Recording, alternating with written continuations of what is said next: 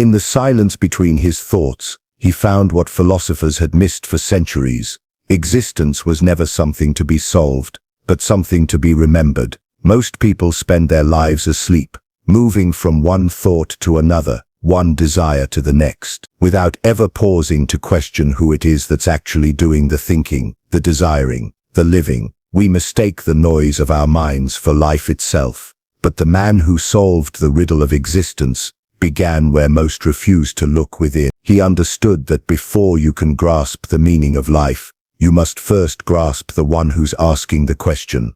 Consciousness, he realized, wasn't something to be found out there in the world. It was the very screen upon which the world was projected.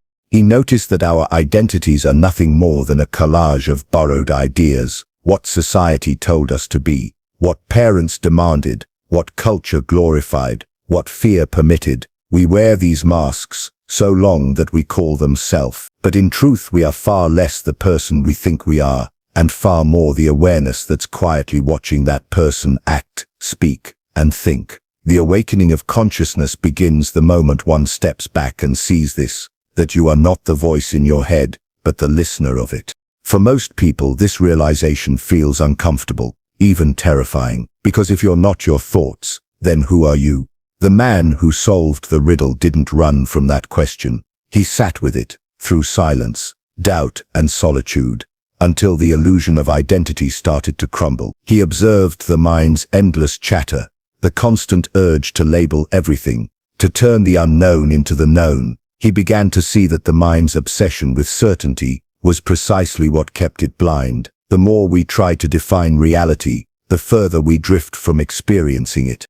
In that stillness, a strange thing happens. The boundary between self and world begins to dissolve. The trees, the sound of the wind, the beating of one's own heart, they no longer appear as separate things, but as movements of the same living whole. It's not an intellectual understanding. It's a direct experience that bypasses the mind entirely. This is what the man discovered, that consciousness is not contained within us. We are contained within consciousness. And once you see this, life itself begins to unfold differently. There is a quiet power that comes from simply being aware of your reactions, your impulses, your fears, not judging them, not suppressing them, just seeing them for what they are. Awareness acts like light wherever it shines. Illusion fades. You begin to see how much of life is mechanical, how easily we are driven by unconscious patterns, by pain we never healed, by desires we never questioned. The man who solved the riddle didn't conquer life. He understood it by watching it unfold without resistance. And with that understanding came freedom. Not the freedom to do whatever he pleased, but the freedom from being enslaved by his own mind. He no longer needed meaning. He became meaning itself. He didn't chase happiness. He existed in a quiet state of being that neither clung to joy nor resisted sorrow. To awaken consciousness is to stop searching and start seeing. The man who solved the riddle of existence didn't find answers. He became aware enough to realize that the very need for answers was the final illusion to dissolve. Illusion is a strange thing. It doesn't hide the truth by covering it. It hides it by making us believe we already see clearly. From the moment we're born, the mind begins weaving stories about what life is, who we are, and what will make us complete. These stories become the lenses through which we view everything, and over time, we mistake the lens for reality itself. The man who solved the riddle of existence realized that the greatest barrier to truth was not ignorance, but certainty, the quiet conviction that we already understand the world. He began to see how every human being lives inside a self-constructed dream.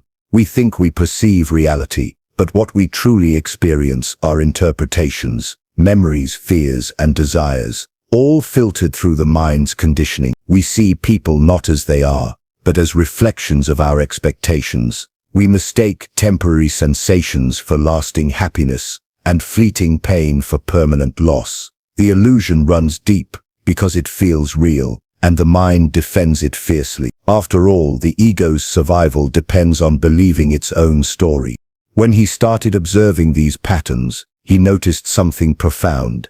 The more he tried to control life, the more life controlled him. Every effort to fix, improve, or protect the self only strengthened the illusion of separation. He realized that suffering isn't punishment, it's feedback. Life's way of showing us where we're clinging to what isn't real. Each disappointment, each loss, each unmet desire is the mind's illusion breaking down under the weight of truth.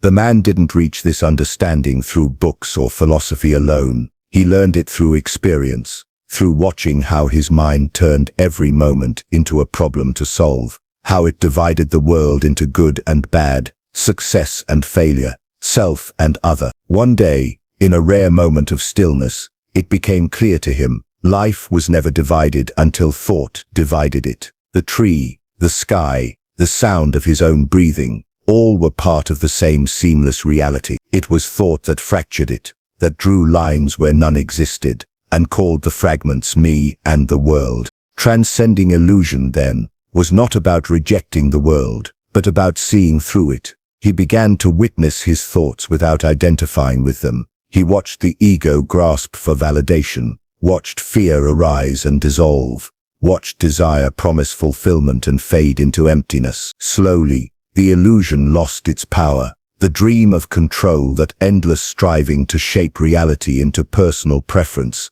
started to crumble. And with that collapse came something unexpected: peace. It's not an easy peace, not the kind born of comfort or success. It's the peace that comes from finally stopping the struggle, the realization that life does not need to be understood to be lived. The man discovered that the world we fear losing is made of thought, and what remains when the thoughts fall silent is not emptiness, but presence, the simple, direct awareness of being. This awareness sees the illusion for what it is, but doesn't fight it. It knows that the play of appearances, the rise and fall of joy and sorrow, is all part of the same unfolding. There's nothing to cling to, and nothing to escape from. Life is simply being itself, and in that recognition, the illusion loses its grip. He no longer sought to escape the dream, he simply stopped mistaking it for reality, and in doing so, he saw that the only thing that ever needed to change was the way he looked at it. There comes a moment in the journey of understanding when words begin to lose their power. The man who solved the riddle of existence reached that point when all intellectual pursuits, all questions, all philosophies began to dissolve into something wordless. He realized that no matter how far the mind travels, it can never grasp what lies beyond it. The truth, he discovered, was not in thoughts or beliefs, but in direct experience, an experience of unity so complete that it left no room for the idea of separation. He saw that existence itself was not divided between observer and observed. There was no line between the one who sees and what is seen. The same force that moved the wind through the trees was the same force breathing through him. The same intelligence that pulsed through the stars was the same awareness perceiving them. He no longer felt like a person standing inside the universe. He felt like the universe remembering itself through a human form.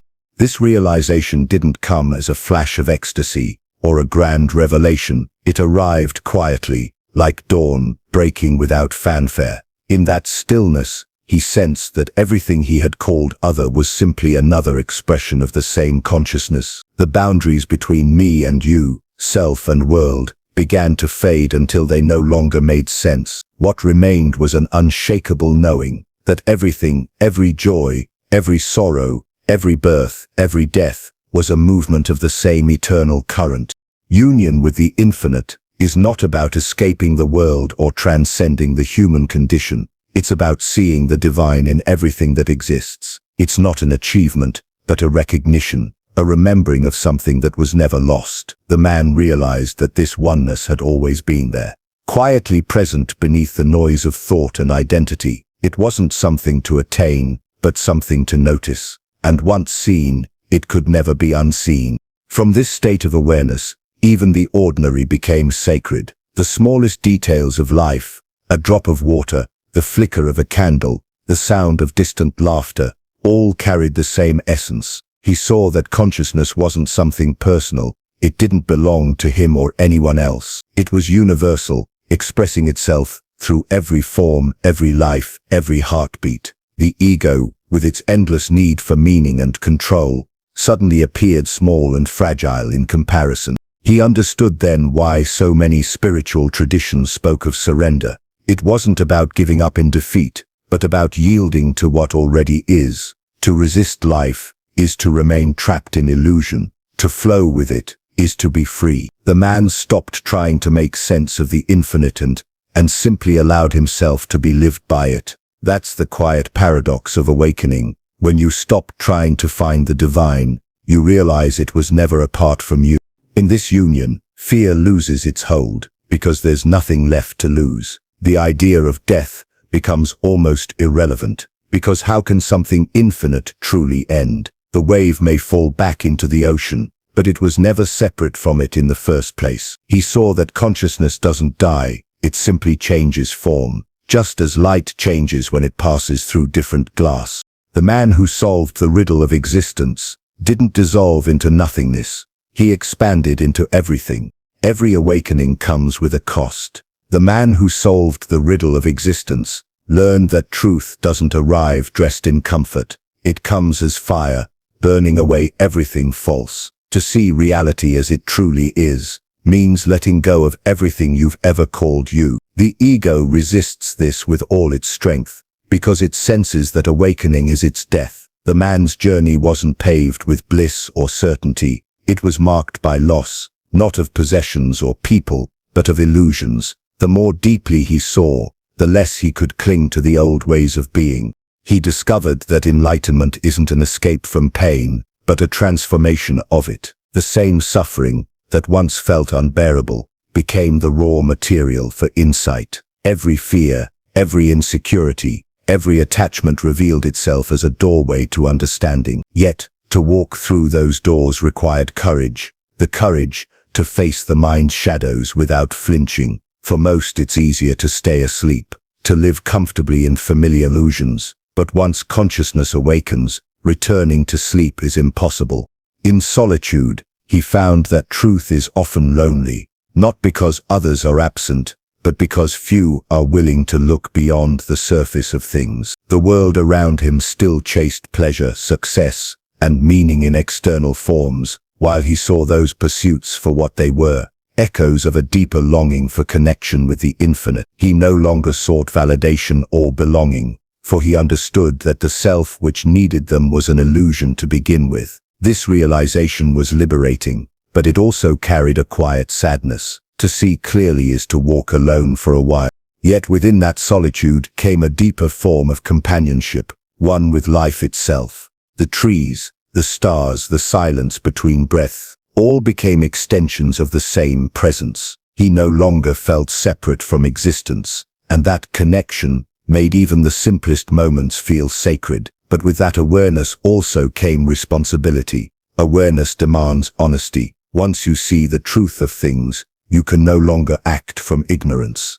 Every decision becomes an expression of consciousness or a retreat into illusion. The man learned that enlightenment doesn't end with realization. It begins there. It must be lived, moment by moment, in every breath, in every choice. There were times when he missed the simplicity of not knowing, when the illusion of self and purpose gave comfort and structure, but he understood that innocence could never return, at least not in the same form. What replaced it was clarity, a deep stillness that neither avoided nor indulged in the chaos of life. He realized that enlightenment isn't the end of the human story, but the beginning of a truer one no longer dictated by fear or desire. The price of awakening is the death of everything unreal, and that death is not gentle. It strips away illusions, exposes attachments, and demands surrender. But in return, it offers something greater, freedom, the kind of freedom that isn't about control or choice, but about peace with whatever is. He no longer needed life to fit his expectations. He had become vast enough to hold life exactly as it unfolded. The man who solved the riddle of existence understood in the end that truth does not comfort, it transforms. In the end, he didn't escape the world, he dissolved into it. He didn't find the meaning of existence, he became it. The riddle was never meant to be solved by the mind, only remembered by the soul.